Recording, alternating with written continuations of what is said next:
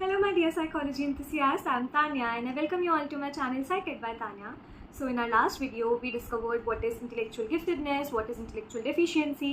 हमने ये भी देखा कि कौन से different types of intelligence tests होते हैं and how is a test culture fair और culture bias. ठीक है, अब जब हमने कल्चर का रोल पढ़ा सो वी अंडरस्टूड दैट हर एक टेस्ट हर कल्चर के अकॉर्डिंग अडेप्ट नहीं हो सकता है, या मोस्ट ऑफ द टेस्ट जिसमें कोई पर्टिकुलर लैंग्वेज यूज्ड है या कुछ भी ऐसी चीज़ यूज्ड है, इट इज़ कल्चर बाइस. ठीक है, तो अब जब ये सारे टेस्टिंग हो रही थी तो mostly it was happening in the west. The test which were being developed were mostly in English. ठीक है, अब इंग्लिश में कोई टेस्ट है तो हमारी इंडियन पॉपुलेशन पे तो हम वैसे ही अप्लाई नहीं कर सकते, उनको नहीं आती थी उस टाइम पर इंग्लिश या इतना कंफर्टेबल नहीं थे to answer in that way, right. तो हमारे जो साइकोलॉजिस्ट थे, इंडियन साइकोलॉजिस्ट जो थे, उन्होंने फिर कुछ वेस्टर्न टेस्ट को इंडिया में अडाप्ट करने की कोशिश करी, हिंदी में उन टेस्ट को बनाने की कोशिश करी.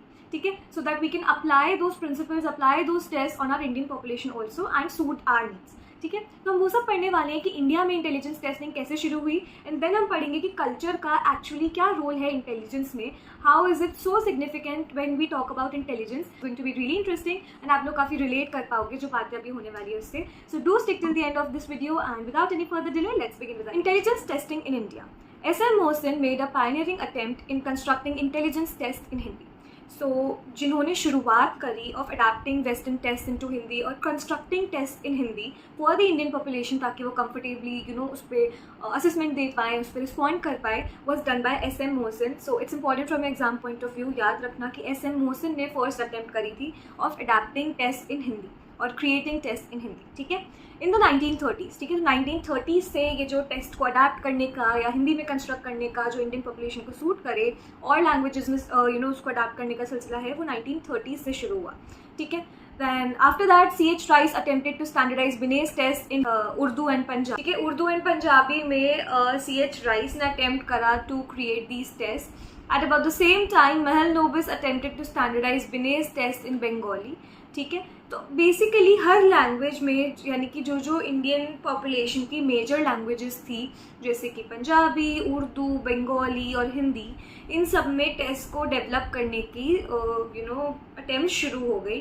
ठीक है, attempts were also made by Indian researchers to develop Indian norms for some western test. Indian norms for some western test यानी कि जो वेस्टर्न टेस्ट थे वो उनके जो नॉर्मल स्कोर्स थे, नॉर्मल स्कोरिंग जो थी, नॉर्मल अडेप्टेशन जो थी वो वेस्टर्न पॉपुलेशन की थी. तो वेस्टर्न जो इंटेलिजेंस थी वो इंडियन इंटेलिजेंस से बहुत डिफरेंट थी. Now people here in India had different norms for a particular test. उनका वेस्टर्न नॉर्म्स को अगर हम इंडिया में अडेप्ट करने की कोशिश करेंगे तो बहुत कल्चरल डिफरेंस है, हम नहीं कर सकते and it wouldn't be reliable enough. ठीक है, तो इंडियन नॉर्म्स डेवलप करने के लिए, इंडियन नॉर्मल स्कोर्स जानने के लिए फिर जो वेस्टर्न टेस्ट थे उन पे वेस्टर्न टेस्ट कौन से जो कल्चर फेयर हो, यानी कि या तो वो परफॉर्मेंस टेस्ट हो या नेचुरली वो culture fair, basis Wechsler intelligence scale. ठीक है, Alexander's pass along, cube construction and coarse block design. Now all these tests if you see mostly are either non-verbal tests or performance tests. ठीक है, तो ये culture fair थे, तो इन पर हमने फिर इंडियन नॉर्मल स्कोरिंग देखी, इंडियन पॉपुलेशन पे इसको असेस करा एंड देन देखा कि इंडिया में क्या नॉर्मल स्कोर्स देखे जाएंगे. ठीक है, then Long and Mehta prepared a mental measurement handbook. ठीक है, क्या नाम था, मेंटल मेजरमेंट हैंडबुक, जिसमें 103 इंटेलिजेंस टेस्ट जो इंडिया में थे उनको वो थे उसमें इन वेरियस लैंग्वेजेस. ठीक है, since then a number of test have been developed और अडेप्टेड फ्रॉम वेस्टर्न कल्चर्स. तो काफ़ी सारे वेस्टर्न टेस्ट को अडेप्ट किया गया है after all these developments India में. जब ये चीज़ नॉर्मल हो गई तो काफ़ी सारे और टेस्ट को भी इंडियन पॉपुलेशन को सूट करने के लिए अडेप्ट किया गया. The National Library of Educational and Psychological Tests at the NCERT has documented Indian tests. उन्होंने इंडियन टेस्ट की सारी जो भी जर्नी है, जैसे डेवलप हुए या जो जो टेस्ट डेवलप हुए, उन सबको डॉक्यूमेंट किया है, उन सबको रखा है. Critical reviews of Indian test are publish in the form of handbooks, कि क्या अच्छाई है क्या बुराई है, वो सारी चीज़ें एक हैंडबुक के फॉर्म में पब्लिश्ड है इन आर NLEPT और द NCERT documents. ठीक है, NLEPT has brought out the handbooks in the area of intelligence, aptitude, personality, attitudes and interest. तो सिर्फ इंटेलिजेंस नहीं, और भी बाकी जो साइकोलॉजिकल एट्रीब्यूट्स हैं, भले ही वो पर्सनालिटी हो, एप्टीट्यूड हो, इंटरेस्ट हो, उन सब पे भी ऐसी ही हैंडबुक्स बनाई गई है. एंड यहाँ पे टेबल 1.2 जो ये दे रखी है आपको, यहाँ पर काफ़ी सारे टेस्ट के बारे में बात करी हुई है जो डेवलप किए गए काफ़ी सारे इंडियन साइकोलॉजिस्ट के by different Indian psychologist. And among these Bhatia's battery of performance test is quite popular, ठीक है, वो ज़्यादा यूज़ किया जाता होगा टू असेस इंटेलिजेंस और समथिंग लाइक दैट, ठीक है। नाउ फॉर द टेबल, अब आप लोग को डाउट होगा कि ये क्या सारे याद करने हैं हमें कि नहीं करने हैं। सी मोस्टली ये पूछा नहीं जाता है, they won't ask you particular psychologist ने कौन सा टेस्ट डेवलप करा, कौन सा टेस्ट अडैप्ट करा, but when you will look at the PYQs और when you will look at certain hot question और प्रैक्टिस क्वेश्चंस, तो वहाँ पर आपको मैच द फॉलोइंग के फॉर्म में, टेब्यूलर फॉर्म में आपको देखने को मिलेगा कि वो आपसे पूछ रहे हैं कौन सा साइकोलॉजिस्ट ने कौन सा टेस्ट अडैप्ट किया। तो अगर आप वैसे 4-5 क्वेश्चंस प्रैक्टिस कर लेते हो तो आपको मोस्टली ये सब याद हो जाएगा, आपको आइडिया लग जाएगा कौन सा टेस्ट किसने किया है। एंड इफ़ नॉट, एक चार्ट मतलब छोटा सा टेबल बना लो, कोई निमोनिक्स बना लो, उससे आपको याद हो जाएगा। एंड ये सारी जो भी मेजर एडेप्टेशंस थी उसका मैं आपको एक हैंडआउट और सॉर्ट ऑफ एक पिक्चर भेज दूंगी जो मैं अटैच कर दूंगी नोट्स के अंदर ही, ठीक है। It will help you to actually learn कि इंटेलिजेंस टेस्टिंग जो इंडिया में हुई तो उसमें क्या क्या मेजर चीज़ें थी जो आपको पता होनी चाहिए मेनली, ठीक है। तो उसके अकॉर्डिंग आप फिर इसको कर सकते हो याद, इतना ज़्यादा इंपॉर्टेंट नहीं है, ठीक है। Then one of the most important topics जहाँ से क्वेश्चन बनता ही बनता है, whether it's your unit test और योर प्री बोर्ड्स और your half yearlies and even your boards, ठीक है। सबसे इंपॉर्टेंट तो बोर्ड्स ही है। बोर्ड्स में आपको यहाँ से क्वेश्चन देखने को मिलेगा ही मिलेगा, वेदर इट्स अ 3 मार्कर और अ 6 marker, but I am 110% sure आपको यहाँ से क्वेश्चन देखने को मिलेगा, ठीक है। तो डोंट स्किप दिस टॉपिक, भले वो वेस्टर्न इंटेलिजेंस पे आए या इंडियन इंटीग्रल इंटेलिजेंस पे आए या कंपैरिजन आए दोनों का, this topic holds a lot of significance and it's very important. A major characteristic of intelligence is that it helps individuals to adapt to their environment, ठीक है। हमने इंटेलिजेंस की जब भी डेफिनेशन पढ़ी तो हमने यही पढ़ा कि इंटेलिजेंस एक ऐसी एबिलिटी है, एक होलिस्टिक एबिलिटी है जो हमें हेल्प करती है to deal with our environment, to think rationally, to deal effectively with the environment, ठीक है। तो cultural environment provides a context for intelligence to develop. अब क्योंकि इंटेलिजेंस हमारी कल्चर से एसोसिएटेड है, हर कल्चर डिफरेंट टाइप्स ऑफ इंटेलिजेंस को प्रमोट करता है, डिफरेंट कैरेक्टरिस्टिक्स ऑफ इंटेलिजेंस को प्रमोट करता है। तो हमारी इंटेलिजेंस डेवलप होने के लिए जो कॉन्टेक्स्ट है, जो सराउंडिंग है, जो इन्वायरमेंट है, वो प्रोवाइड किया जाता है by the culture we live in, ठीक है। Vygotsky, a Russian psychologist, has argued that culture provides a social context in which people live, grow, and understand the world around them. To deal with the world effectively, to deal with your environment effectively, it's necessary that you understand it. It's necessary that you are a part of it and you know things about it. तो Vygotsky ने बोला कि culture ही एक ऐसी चीज़ है जो हमें एक प्रॉपर सोशल कॉन्टेक्स्ट देता है, जहाँ पर हम रहते हैं, जहाँ पर हम ग्रो करते हैं, हम हमारे आसपास की चीज़ों को समझते हैं। For example, in less technologically developed societies, social and emotional skills in relating to people are valued. Say जब इंडिया की बात करी जाए, when technological advancement was not so much so that we can compare ourselves to the western countries, and अभी भी कहीं ना कहीं अगर हम देख सकते हैं कि हम थोड़े से less technologically developed हैं than other countries like Japan और China, तो अब हम ये चीज़ अगर देखते हैं तो हमें ये we can relate to it कि हमारी सोसाइटी फॉस्टर करती है सोशल एंड इमोशनल स्किल्स। हमारा जो एक फेमिलियरिटी है, एक जो हमारा कलेक्टिवनेस है, ठीक है, तो वो जो हमारा एटीट्यूड है वो रिफ्लेक्ट होता है हमारी इंटेलिजेंस की कैरेक्टरिस्टिक्स में, दैट वी मेक श्योर कि हम एक उस इंसान को इंटेलिजेंट बोले जो एल्डर्स की रिस्पेक्ट करता हो, जो अपने खुद से छोटों की रिस्पेक्ट करता हो, जो इमोशनली वेल रेगुलेटेड हो, जिसको पता हो कैसे अपने आसपास के लोगों से बात करनी है, कैसे रिलेशंस मेंटेन करनी है, कैसे आपको बहुत स्वीट और ऐसा रहना है कि आप सोसाइटी को कुछ हार्म ना पहुंचाओ, and you have to lead the growth collectively. आप अकेले आगे बढ़ रहे हो तो आपको कोई भी एज सच रिकॉग्नाइज नहीं करेगा unless you are doing something socially good और you are doing something good for your family, तब जाकर आपको रिकॉग्नाइज किया जाता है कि अच्छा अब इसकी जो मेहनत है वो वेल असर्टेन है या वेल डिजर्व है। Personal achievement founded on abilities of reasoning and judgment is considered to represent intelligence, ठीक है। और जहाँ पर वेस्ट के देख ले, अगर हम इंडिया से हट के वेस्टर्न सोसाइटी में देख लें तो दे वोंट बॉदर इनफ कि फैमिली के लिए कितना किया कितना नहीं किया, फ्रेंड्स के लिए कितना किया कितना नहीं किया, are they even living together, are they happy with each other, उनको नहीं फर्क पड़ता। There is much more importance which is given to their personal achievement, to their personal skills, to their abilities, and उसके base पर ही उनकी पूरी identity है जो फ्रेम होती है, उसी के बेस पर उनको अपनी रिकॉग्निशन मिलती है, right. From your previous reading, you know that culture is a collective system of customs, beliefs, attitude and achievement in art and literature, ठीक है। अब आपको जब भी ये वाला क्वेश्चन आएगा कल्चर एंड इंटेलिजेंस के ऊपर, तो आपको कल्चर की डेफिनेशन लिखनी है to make your answer look very well synthesized, well put together, ठीक है। तो कल्चर क्या है? एक कलेक्टिव सिस्टम है जहाँ पर क्या क्या चीज़ें आती है, आपके कस्टम्स आते हैं, आपके बिलीव्स आते हैं, आपके एटीट्यूड्स आते हैं, और आपके आर्ट और लिटरेचर में जो अचीवमेंट्स है से आपकी जो स्किल्स है, ठीक है, उस पर फोकस किया जाता है। A person's intelligence is likely to be tuned by these cultural parameters. Many theorists have regarded intelligence as attributes specific to the person without regard to their cultural background. कि intelligence आपके specific attributes हैं जो आपके खुद के skills है, खुद की abilities है. कुछ लोग बोलते हैं कि कल्चर का उसमें कोई लेना देना नहीं है. There is no much regard. Regardless of the culture you belong to, you may possess certain skills and abilities. The unique features of culture now find some representation in theories of intelligence. लेकिन अब जाकर जब research करी गई है, अब जाकर जब ज़्यादा इसमें डाइव किया गया है, तो पता चला है कि काफ़ी सारी ऐसे यूनिक फीचर्स हैं जो कल्चर के थ्रू हमें मिलते हैं, या काफ़ी सारे ऐसे इंटेलिजेंस के एट्रीब्यूट्स हैं जो हमारे कल्चरली प्रोड्यूस्ड होते हैं. ठीक है. Where can we see this? Sternberg's notion of contextual or practical intelligence implies that intelligence is a product of culture. क्योंकि वहाँ आप किससे डील कर रहे हो? कल्चर से, इन्वायरमेंट से. आप क्या बोल रहे हो खुद को? स्ट्रीट स्मार्ट बोल रहे हो, यानी कि you are able to deal effectively with your environment, यानी कि culture has some role to play with it. ठीक है. Vygotsky also believed that cultures like individuals have a life of their own. ठीक है. कल्चर की खुद की एक लाइफ होती है, जैसे हम एक इंडिविजुअल की एक लाइफ होती है, कल्चर की भी खुद की एक लाइफ होती है. कल्चर भी कॉन्स्टेंटली अपने आप को अडाप्ट करता है, चेंज करता है, ग्रो करता है, लाइक वी डू. ठीक है. And in the process specify what will be the end product of successful intellectual development. ठीक है. They grow and change, and end product को वो थोड़ा सिग्निफाई करते हैं कि इन सब चेंजेस का एंड रिजल्ट क्या आएगा, क्या इंटेलेक्चुअल डेवलपमेंट होगी इससे. According to him, while elementary mental functions, example, crying, attending to mother's voice, sensitivity to smell, walking and running are universal, the manner in which higher mental functions such as problem solving and thinking operate are largely culture produced.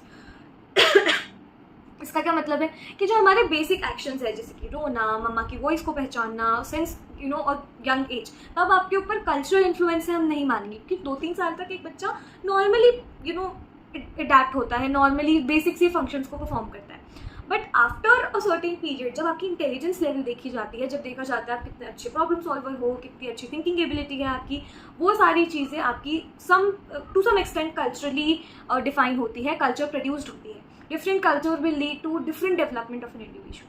Right? Technologically advanced societies adopt child rearing practices that foster skills of generalization and abstraction, speed, minimal moves and mental manipulation among children. यानी कि technologically advance societies जो है वो इन सारी चीज़ों पर focus करती है कि उनके जो बच्चे हैं वो जल्दी से चीज़ों को जनरलाइज करना, कॉमन एट्रीब्यूट ढूंढना और डिफ्रेंशिएट करना, एब्स्ट्रैक्टली थिंक करना, वो सब समझ पाएँ, स्पीडीली काम कर पाएँ, अपना थॉट प्रोसेस बहुत स्पीडी हो, minimal moves, mental manipulation among children, ये सारी चीज़ें वो लोग फॉस्टर करते हैं और सिखाते हैं अपने बच्चों को. ठीक है. तो they particularly promote a type of behaviour which can be called technological intelligence. Technologically advance societies में आपको देखने को मिलेगी technological intelligence. In these societies persons are well versed in skills of attention, observation, analysis, performance, speed and achievement orientation.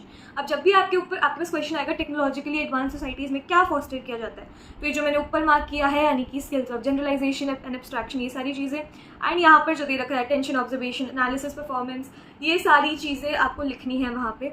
ठीक है. And also जो intellectual giftedness वाले जो पॉइंट्स थे वो भी आप वहाँ पर मेंशन कर सकते हो जो इससे कोरिलेट होते हो.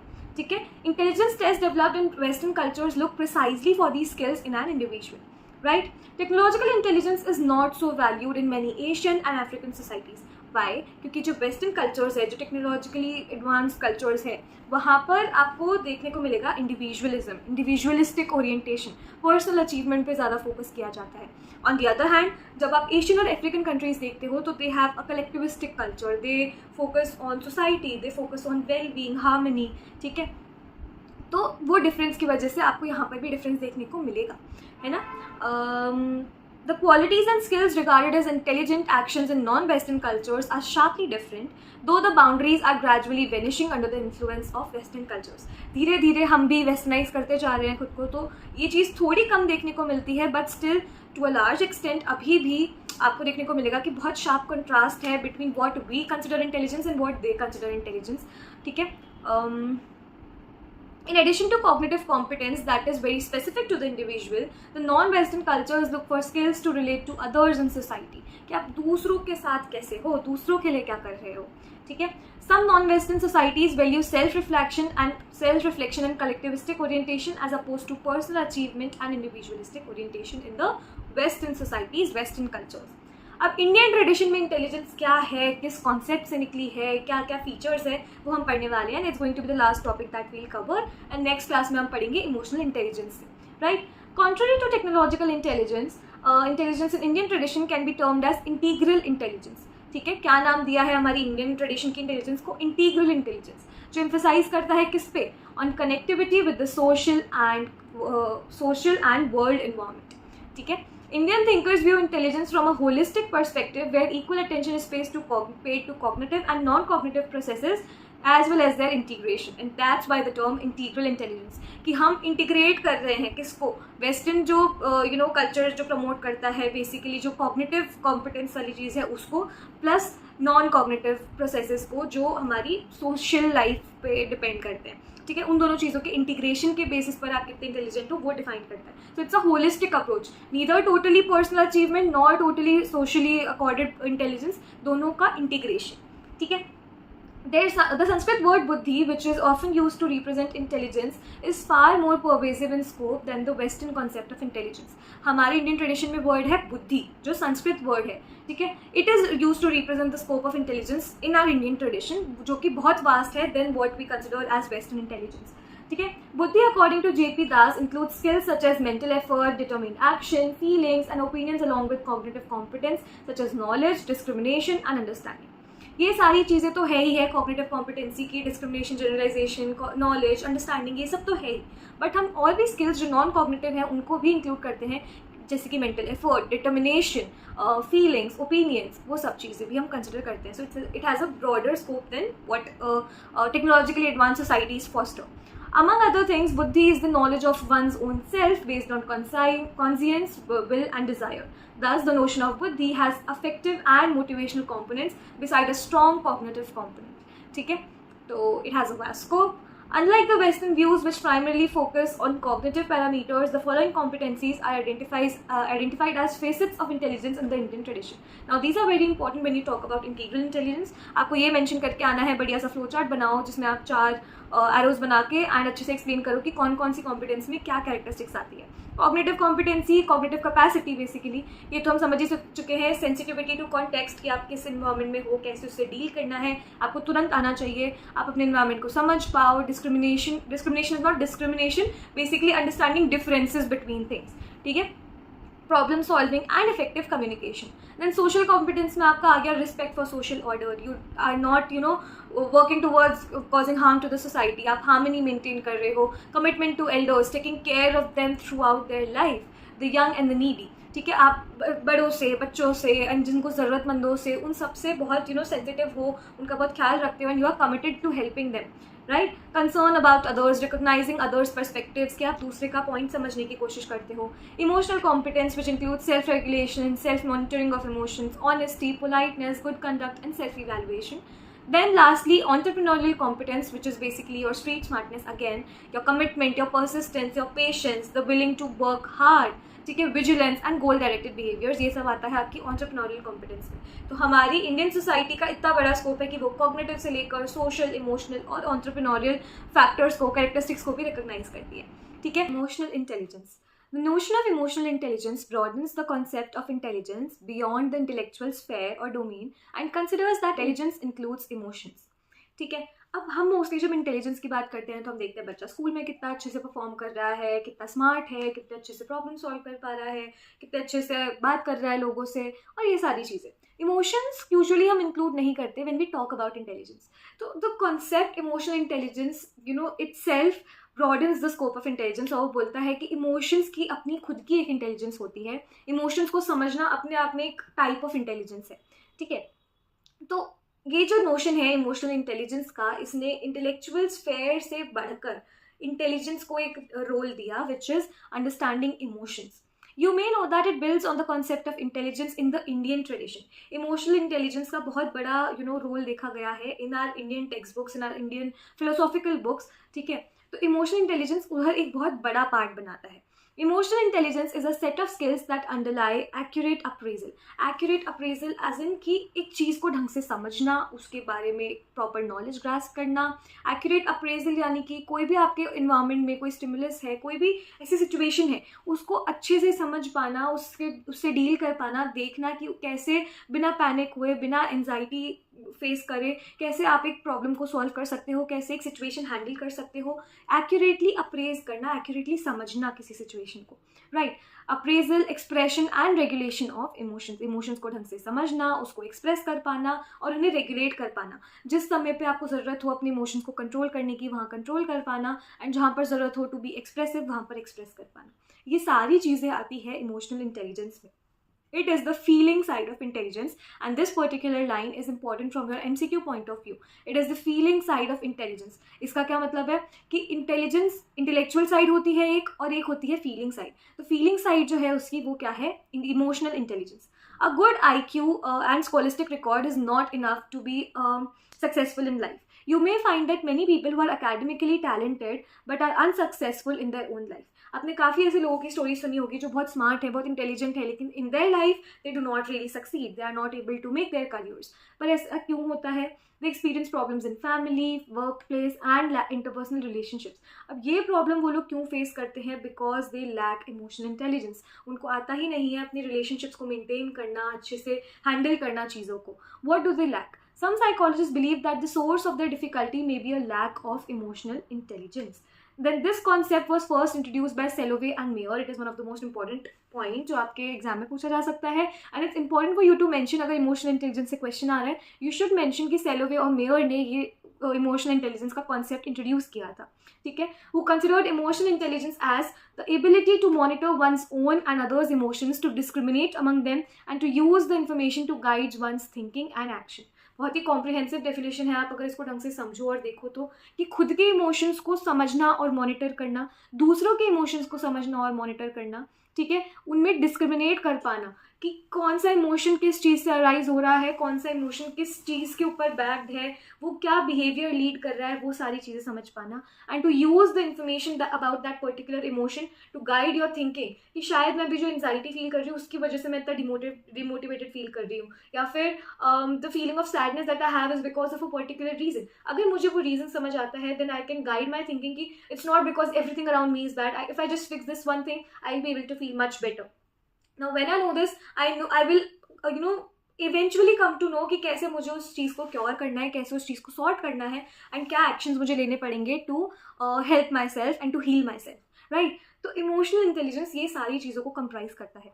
Emotional question is use to express emotional intelligence in the same way as IQ is use to express intelligence. जब भी आप कोई टेस्ट, मतलब मान लो आप स्कूल में हो, आप अपने स्टूडेंट काउंसिल के लिए या फिर कोर कमेटी के लिए अगर आप एक टेस्ट दे रहे हो, तो it will test your IQ, your EQ।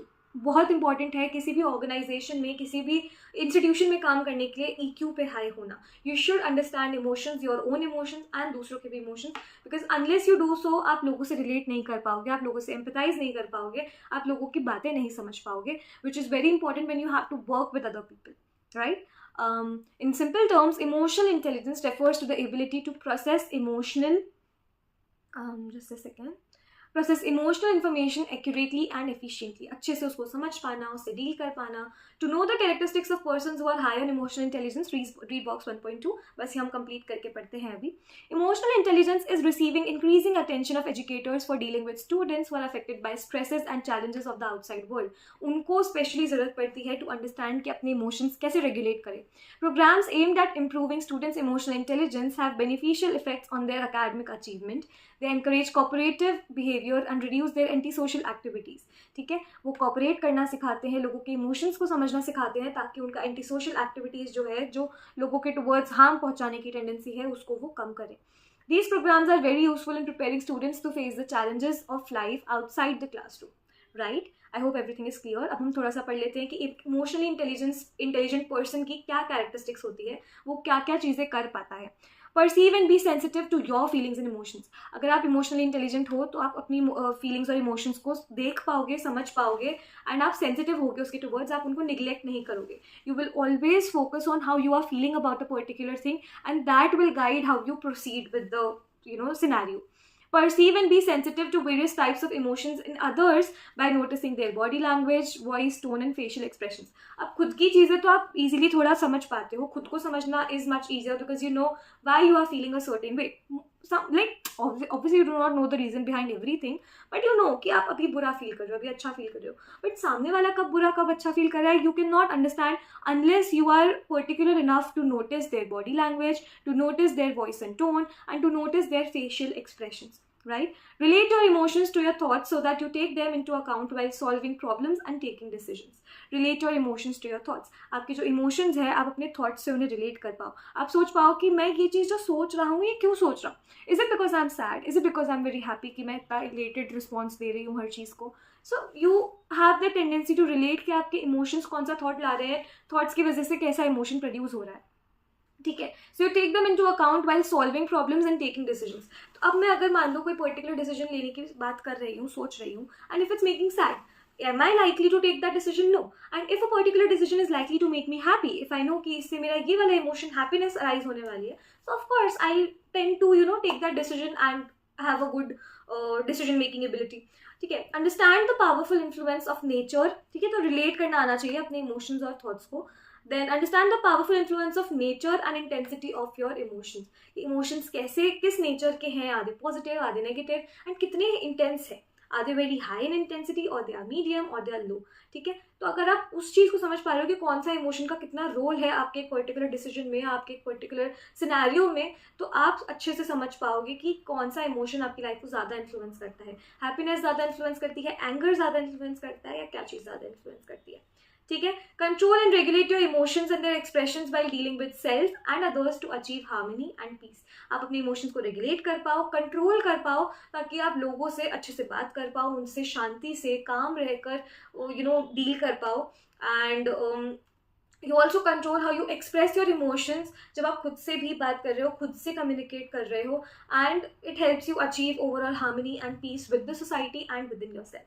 ठीक है. आपको पता होना चाहिए कब आपको लोगों के सामने रोना है, कब आपको स्ट्रॉन्ग दिखना है, because people outside are not that good. They won't really bother enough to consider your emotions, to consider why you are crying और to be sensitive towards that. ठीक है. तो आपको काफ़ी ऐसे मोमेंट्स देखने को मिलेंगे जहाँ पर आपको स्ट्रॉन्ग रहना पड़ेगा, आपको कंट्रोल करना पड़ेगा. आपको बहुत तेज़ रोने की इच्छा होगी बट आप नहीं रो सकते हो. शायद आपको कहीं पर अपना एंगर कंट्रोल करना पड़े. कितना भी कोई ऐसा सिनेरियो हो जहाँ पर you feel like shouting very bad, but आपको कंट्रोल करना पड़े, अपनी आवाज़ नीचे रखनी पड़े. Maybe it's in front of your boss और maybe in front of some higher authority, but आपको उस टाइम पे अपने इमोशंस को कंट्रोल करना पड़ता है, रेगुलेट करना पड़ता है, सो दैट हार्मनी मेंटेन रहे, पीस मेंटेन रहे. Right. So this was it for today's lecture. And अब हम फाइनली नेक्स्ट लेक्चर में हमारा ये पूरा जो सिलेबस है, सिलेबस एज इन चैप्टर 1 जो है वो कवर कर लेंगे, फिनिश हो जाएगा. We'll study creativity. Hope everything in today's lecture was clear to you. आपको सब कुछ समझ में आया हो. कुछ भी डाउट हो, क्वेरी हो, तो कमेंट बॉक्स में मुझसे पूछ सकते हो. You can also reach me out on my Instagram handle psyched by Tanya. वहाँ पर आप मुझसे अपने डाउट्स और क्वेरीज पूछ सकते हो. I obviously help you guys. आपको नोट्स मिल जाएंगे डिस्क्रिप्शन बॉक्स में. And I will see you in my next videos. तब तक के लिए take care and bye bye.